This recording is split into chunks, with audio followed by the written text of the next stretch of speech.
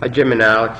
Little recap. Sorry about the delay. I was having all those computer troubles and trying to get things set up on the laptop, so it's not going to be as good a video because I was only having the one camera at a time and not in my normal bay, but I think I can get the point across and the message on what we worked on. So, Jim, I think you did great from last time. If we did anything, we said we got to watch that.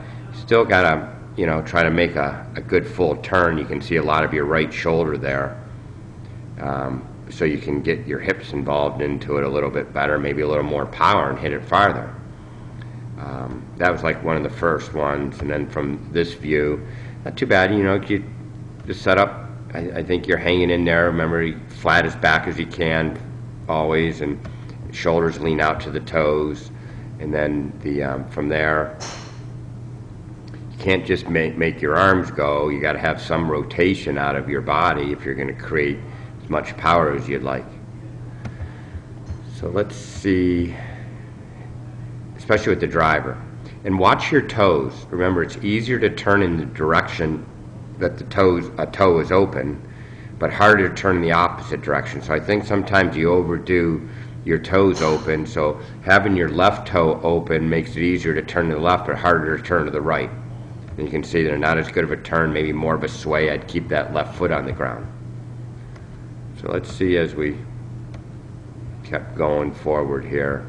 There's a little wider stance. I still feel like the toes are a little more open. But see, I don't see your right shoulder as much. And that left foot was planted. That's a more powerful turn. I think that's why we gradually saw the driver go farther. So moderations on the toes, because then it restricts in that direction. A little more of a sway that time, but it was also a little more of a turn. You came up on that right foot a little bit better. You know what? This looks like it's one of the better ones. See, I don't see your right shoulder at all, and you stayed more centered. So that's really good. And then your legs have a chance to go first, and you can save your wrist for the ball. So let's watch your last one here.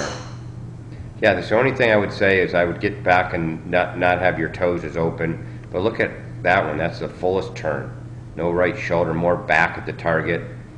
Legs work better. You have more lag into the ball. That's a pretty good impact right there. Look at your extension going through now. Your hands working. So that was pretty good. So you did good from that first time, and then hang in there with that part of it. But then now, a little more of the rotation, and hopefully that gives you a little more distance. I think that was really it. All right, Alex. So here, this wasn't as much of the view as the other one, but even here it looks kind of crammed, hard for you, not much of a turn there. Your belt buckle never moved at all as far as rotation, and then it was so easy for you to hit off the heel, especially being this close to the ball. So you need to get a little further from it.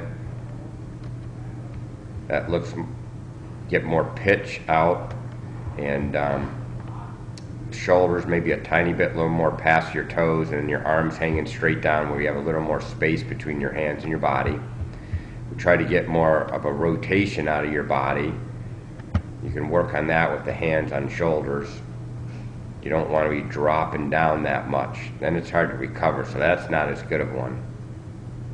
Let's go here.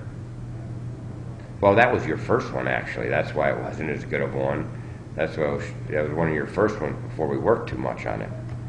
So let's see this one. And we can work on that with your hands and your shoulders as a little drill.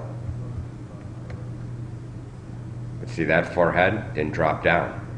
And you got your body more turned around. So now the club has a better chance of coming from the inside. Still a little off on there, but here I would have reached a little bit more or backed up from the ball a little bit so you could have a little more space between your hands and your body. But such a better one. Remember, the goal was if you get a better turn, your hands need to get closer to your heels. Then you have a chance to come more from the inside. That was too close to the ball. That was one of the ones where I felt like you needed to get your hands out. So just the setup, make more rotation to get your hands around you towards your heels more without letting that drop down with your head. Then you got more of a chance to come into the ball.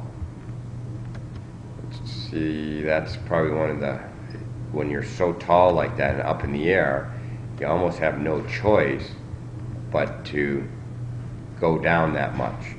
And then again, here's your first one. And then your hand barely made it to your toes. So this last one was one of the better ones, but you still have, a little ways you can go with this. Get around with the hands and lower where your hands are more to here, but you saw you didn't drop down. That's a whole head down the first time, and the last one you didn't move anywhere. So you got a chance from there. So set up first prerequisite and get your hands and your body circling around you almost in a lower, it'll feel like your hands are lower and more back behind your head. And then you have a chance to, your downswing has a chance to turn through it without having to make adjustments or compensations. So hopefully things are on track. And again, sorry for the delay. They finally fixed my computer, whatever they did, put a motherboard in it, but it's up and running now. Take care. Let me know if you have any questions. Feel free to give me a call or email back.